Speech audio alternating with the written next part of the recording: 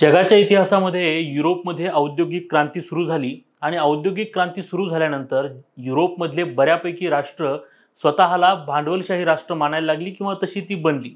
परंतु यातून एक सगळ्यात मोठा प्रॉब्लेम समोर आला, तो म्हणजे मालक आणि कामगार आणि त्यांच्यातील आर्थिक विषमता.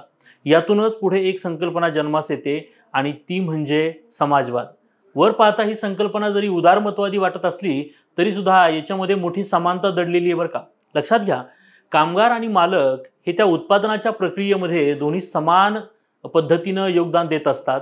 या विचारधारेलाच खरं तर समाजवाद असं म्हणलं गेलेलं आहे. आणि म्हणूनच समाजवादाची व्याख्या करताना आपण म्हणतो की उत्पन्नाची किंवा उत्पादनाची सर्व प्रक्रिया ही राज्याच्या मालकीची असते आणि याच्यामध्ये राज्य किंवा राज्य व्यवस्था जी आहे ती सर्वांसाठी समान तरतुदी करत असते, मग तो मालक असेल किंवा कामगार असेल.